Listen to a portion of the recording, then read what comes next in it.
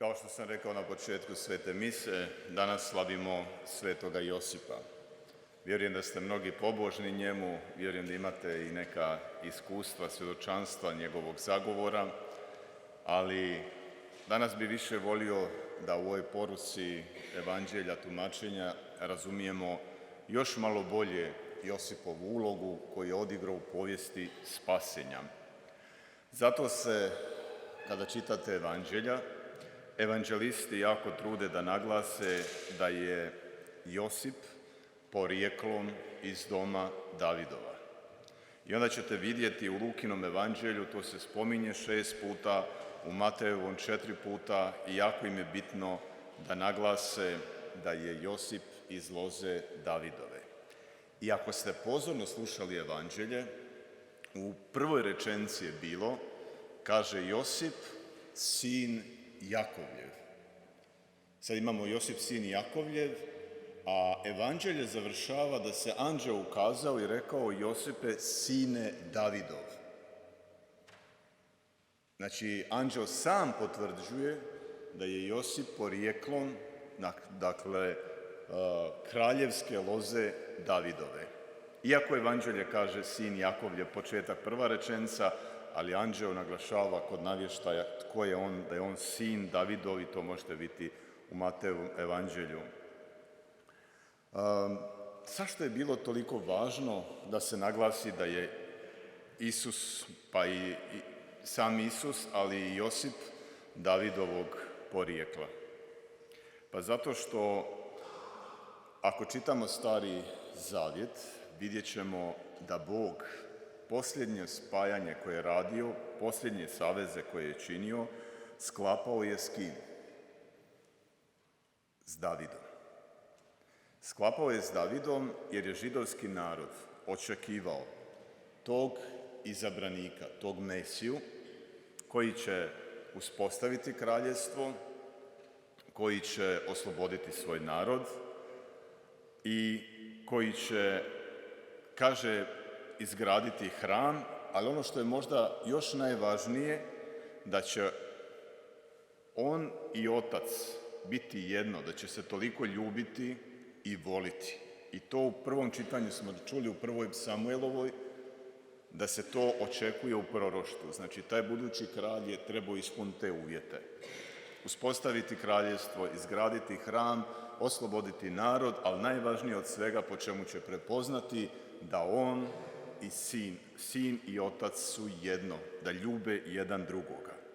Međutim, dalje ćemo vidjeti u Starom Zavjetu da Bog nije baš htio da David uspostavi kraljevstvo, već njegov sin, Salomon. Međutim, kao pravi dobar otac i kralj David, koji je bio pobožan, koji je bio vjeran zakonu, on je se trudio i kada čitate Stari Zavjet vidjet ćete da je on tehnički sve pripremio da njegov sin Salomon može sagraditi hram u Jeruzalemu. Znači, imate tamo točno u Starom Zavjetu opis materijala koje je kralj David pripremio svom sinu da lakše i brže izgradi hram u Jeruzalemu. Pa onda opisuje tamo drva, onaj materijal. Ali nije dato njemu, iako je bio toliko blizak s Bogom, nije dato njemu da on izgradi hram. Već je to je bilo povjereno njegovom sinu Salomonu. Međutim, što je problem? Iako je Bog htio da Salomon, Davidov sin, izgradi taj hram, od onog što sam rekao proroštva koje je taj kralj trebao imati, Salomon nije imao jedno, a možda najvažnije. On nije imao prisan odnos s Bogom.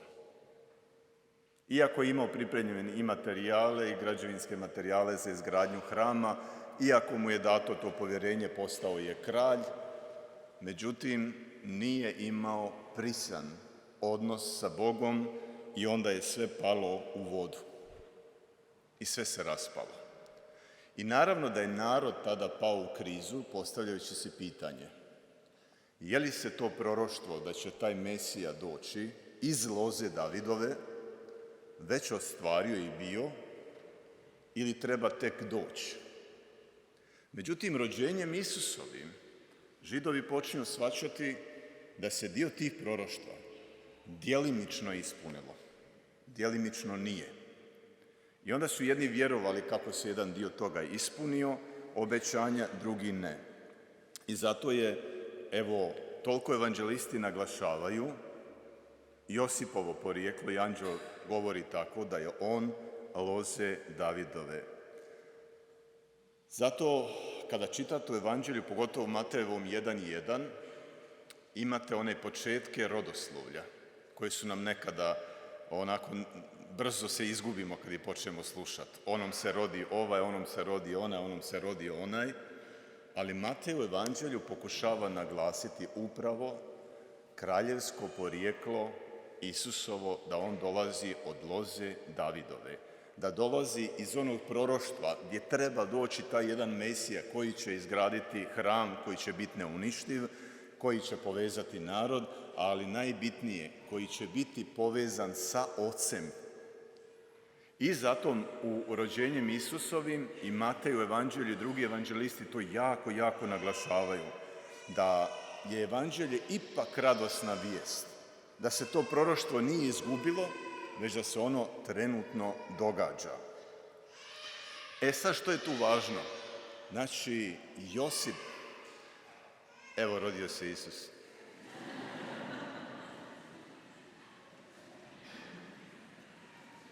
I sada dolazimo do onoga važnosti porijekla Josipovog i Isusovog.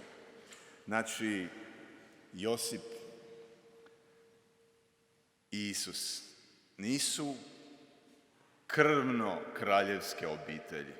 I ono što je u Starom Zavjetu bilo važno, za nasljedstvo je važan zakon, a ne biologija.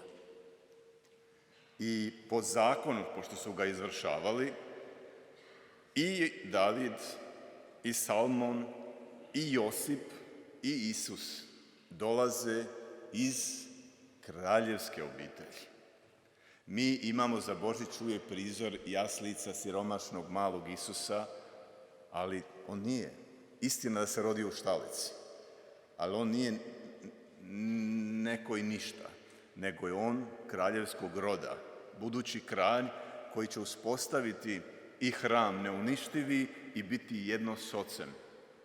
I to je to što je važno istaknuti, da Josip je član kraljevske obitelji upravo izvršavanjem zakona.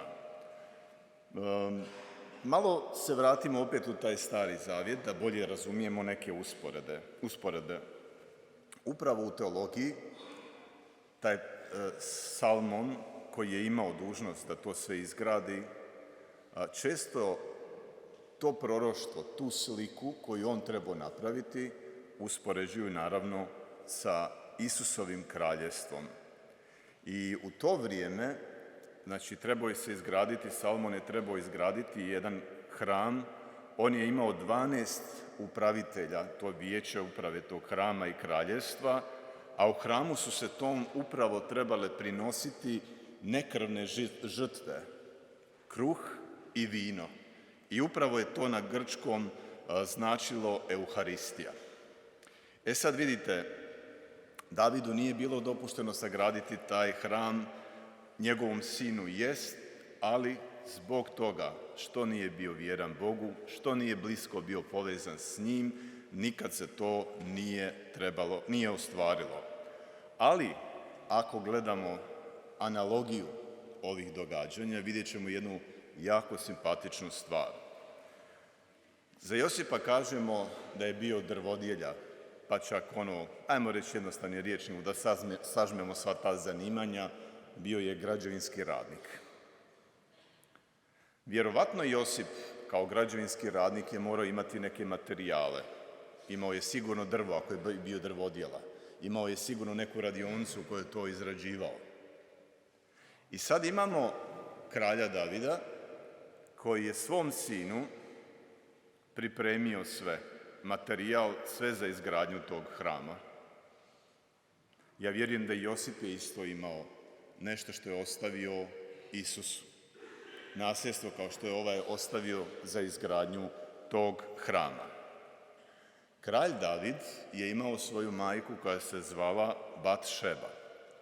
On je nju uzeo na kraljevski dvor da mu ona upravo bude savjetnica u određenim situacijama. Isus uzima sa sobom Mariju i zapravo Josip nam na križu kada je Isus umro ostavlja upravo majku Mariju kao što je David imao Batšebu. S drugu stranu usporedbi proroštva vidimo da Isus ostavlja, kao što je David ostavio Batšebu uz sebe i u kraljevske dvore, tako Isus ostavlja majku Mariju nama kao što je se on bio u svoju majku. Tako je zanimljivo vidjeti kako se to proroštvo koje se trebalo ostvariti u Starome zavjetu istom tom kraljevskom lozom uspostavilo upravo zahvaljujući Josipu koji je prihvatio Božju obitelj i da Bog izgradi ono što je najbitnije, a to je neuništivi hram. Mi smo svi, kaže Sveto pismo, hram Duha Svetoga. I mi svi činimo jedan hram. Bez obzira da smo raspršeni po gradovima, bez obzira da se ova bazilika uruši, mi smo živa crkva. Znate, ja uvijek kažem da je najžalovitije vidjeti lijepu crkvu izgrađenu bez ljudi. Bolje na sportskom stadionu, na igralištu slaviti misu sa 100 ljudi, nego u ne znam kojoj praznoj bazilici. Tako da smo mi živa crkva. I to je ono što je Bog htio da se izgradi, jedan hram neuništivi. A to je Isus napravio. Prvo je dao da se razori njegovo tijelo kao hram koji je uskrsnuo 3. dan i od tada pa nadalje postoji živa crkva.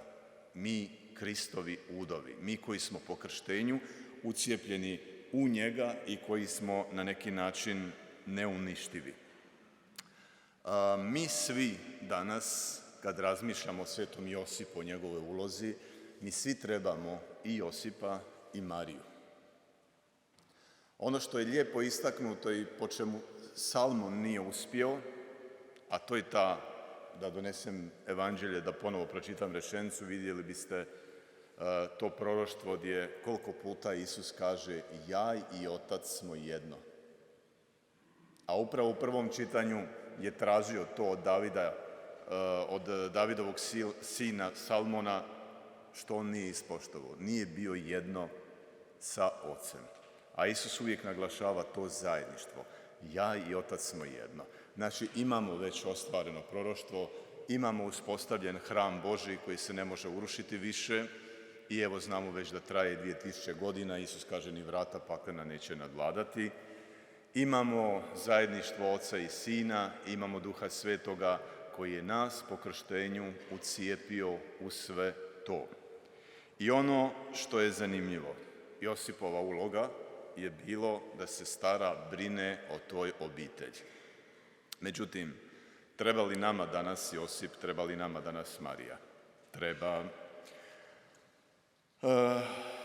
Vjerujem da ste imali, vi ste mladi, ali svejedno ste mogli možda čuti da vam nekada i roditelji kažu ili za nekog drugog, sve sam mu omogućio. I često to roditelji kažu, sve sam mu omogućio, sve sam mu dao. Vidite, što je to onda što su možda nekada roditelji zaboravili dati? Što je to što je David, tako izvrstan otac, natopljen mudrošću, čovjek Božji, nije dao svom sinu Salmonu? Što je to što današnji mnogi roditelji ne uspijevaju dati svojoj djeci? A onda, pod navodnicima, kažu ja sam svome djetetu sve omogućio, ja sam svome djetetu sve dao. Što je to Josip mogao dati Isusu? Iako to Isusu nije trebalo, jer je Isus Bog. A znate što mu je dao? Dao mu je krepostan život. To je ono gdje je pogriješio David kod Salmona. Zato nije ostvario Božje proroštvo i nije bio jedno kao Isus s Ocem. Jer je na neki način se udaljio od Boga. Što koristi danas kad ti daš svome djetetu sve, a ono se udaljilo od Boga, pa se povampiri, pa se počne drogirat, pit, lumpovat, vozit preskupe automobile, ubijati druge ljude i tako dalje, tako dalje. I onda si pitamo, kaže, di sam napravio taj propust u odgoju? Pa evo tu si napravio. Nisi mu dao krepost. Nisi ga naučio da u odgoju ureže u sebe, da prihvati kreposti i milosti Duha Svetoga. Evo to je ono što ja vjerujem da nas mnogim mladima hvali. Krepostan život. Kažem, Josip je to itekako znao dati Isusu, Isus to iako nije trebalo, ali treba danas nama. Zato sam i postavio pitanje što ćemo mi danas naučiti od Josipa, osim toga da ga žicamo za neke naše potrebe. Ajmo si prije žicanja naših potreba pitati je li naš život krepostan. Je li vi koji ste stari imate djecu, učite djecu da budu kreposni. Evo, to je važno kao poruka danas svima nama. I ono što bi volio da prestanemo sa Svetim Josipom, kao što radimo sa Svetim Antom, samo da ga instrumentaliziramo i pričamo pričice. Naravno da su to ogromna svjedočanstva i da su to toliko velikani sveci koji naravno su naši zagovornici, ali nekada imam osjećaj da nekim stvarima pomalo odemo onako površno. Upravo smo protumačili da je Josip kraljevske obitelji. Isus je isto kraljevske obitelji. Velika stvar. Mi smo kršteni i onda nemamo pravo reći da mi nismo neko bitan, da nismo važni. Jesmo, jer smo i mi krštenici kraljevske obitelji. Jel shvaćate to?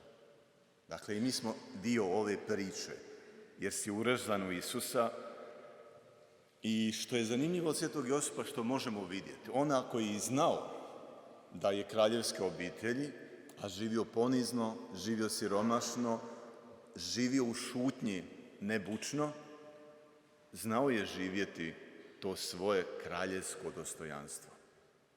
To bi bilo super kad bi mi kršćani znali u tišini svog srca imati taj ponos i živjeti to dostojanstvo djece Božje. Bez obzira što o meni ko mislio, kako me drugi doživljavaju, ja jesam neko. Ja nisam slučaj u ovome svijetu. Ja sam dio kraljevske obitelji, neko me skupo platio krvlju. Neko je planirao cijele ove povijesti godina, preko proroka, preko silnih nadahnuća evanđelista do Isusa, da bi ja danas bio član i dio te priče. I mi bi trebali biti sretni, mi bi svi ovdje sad trebali imati krune na glavi. Ne biskupske, ove kraljevske. Da ne mislite da aludiram na tu. Ja sam rekao da bi zbog frizure odbio biskupsku poziciju, ne brinite.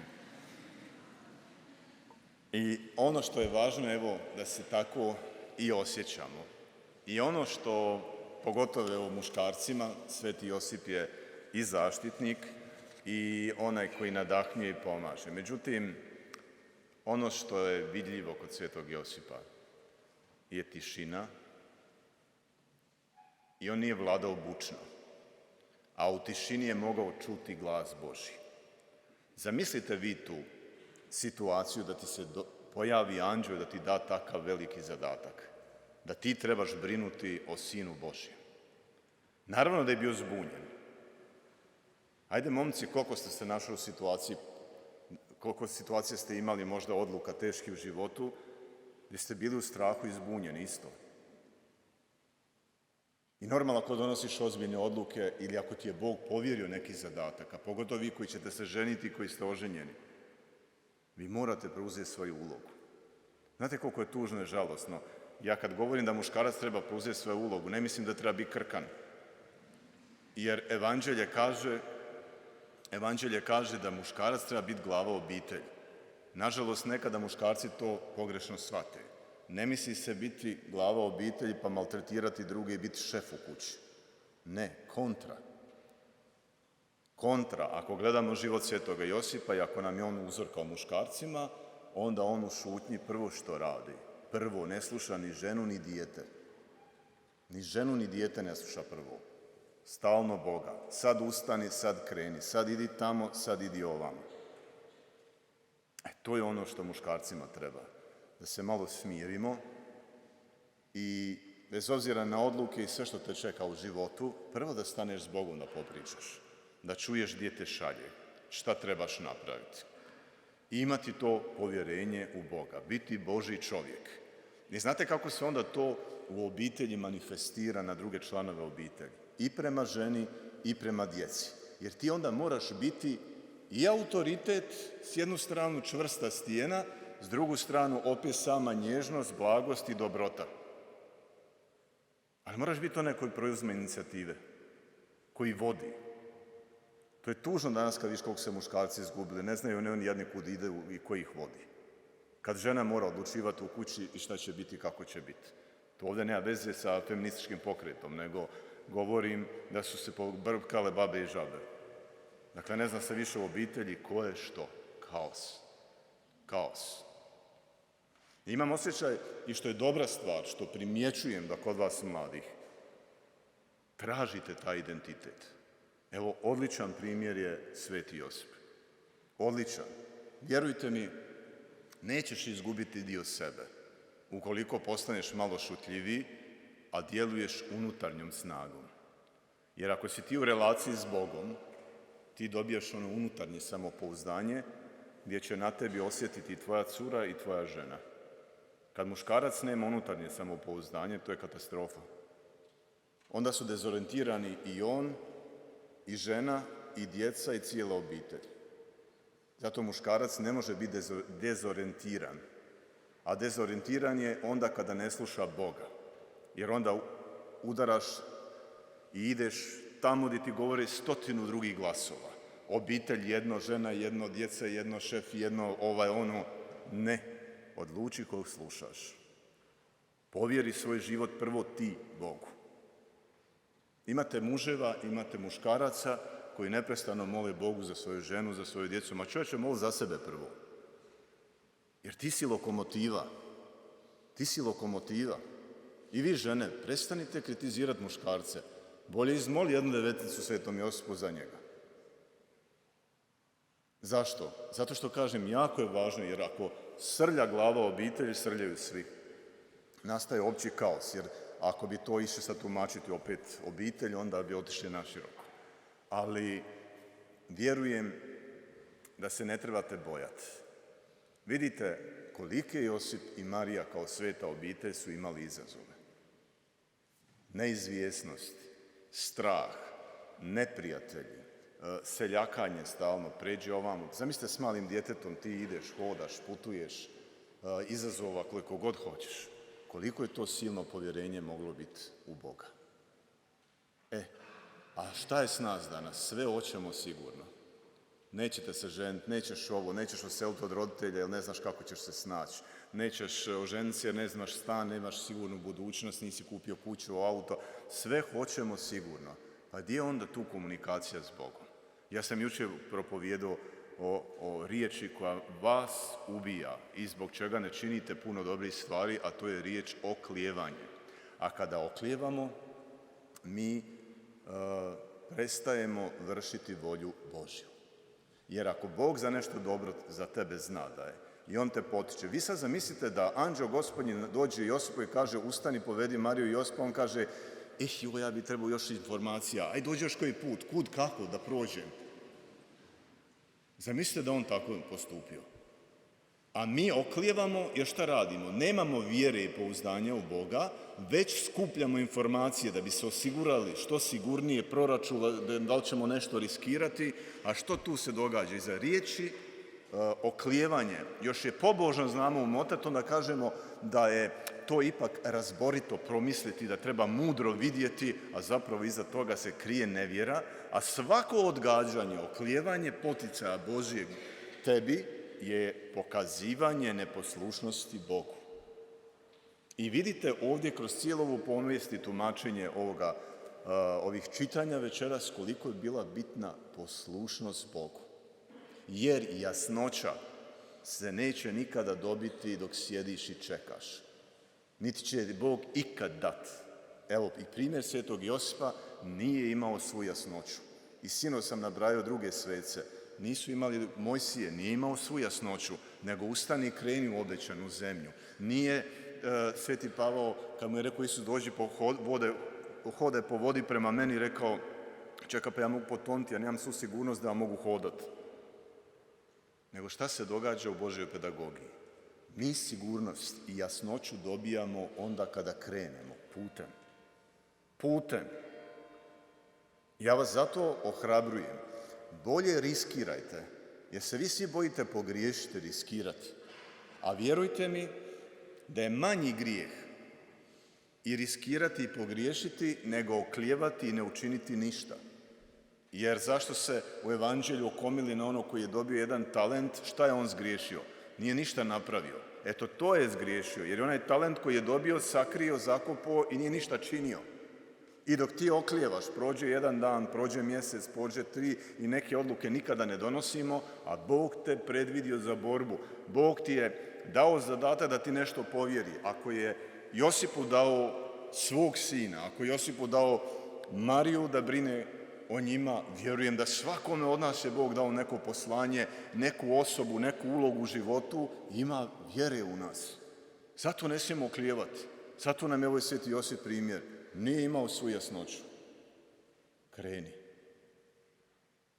I prestanimo, kažem, kriti se iza te riječi onim obrascima opravdanja. Mislim da je mudro malo pričkat, mislim da je mudro razmisliti, mislim da se ne trebam zaliječati, mislim da ne znam 100% ili to. Znači, zamislite iz jedne rečenice mora Josip znati to je to. Kad ti dođe neko, sam da dođe sad anđeo i kaže vidit ćeš Isusa, a kamo odgojiti ga, briniti o njemu i sve ostalo. Ali, iz Josipovog primjera vidimo, ako si Božji čovjek, ako slušaš njega, Bog će po tebi čudo napraviti. I ako meni je simpatično kod Božića, malo više se bavimo tom tematikom svete obitelji, ali uvijek mi je simpatično, ali to je tako stvarno u duhovnosti. Uvijek situaciju opasnu, što kažu u narodu, izbjegnu za dlaku. Ali ne izbjegnu, Bog je tako proračunao. Nikad im se nije desilo, evo kad su htjeli ubiti onu svu dječicu, obavijest dođe, uzmi dijete, bježite da ga ne ubiju. Znači sve je uvijek bilo za dlaku.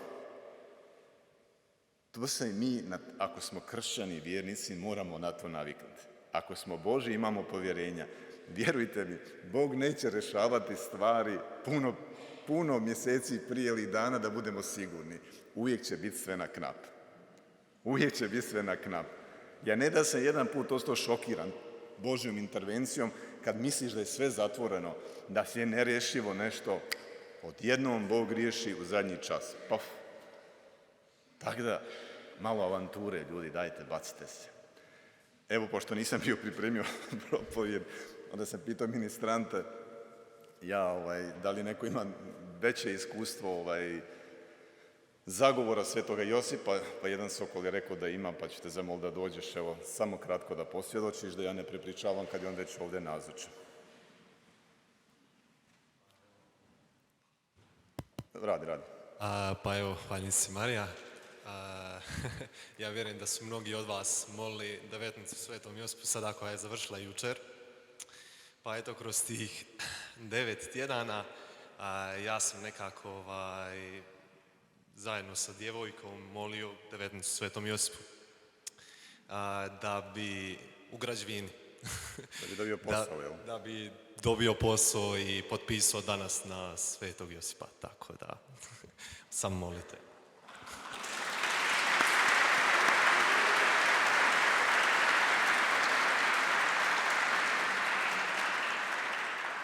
Čuli ste da je rekao zaručnica, posao, pa što se ne isplati moliti Svetom Josipu. Sve čovjek dobio.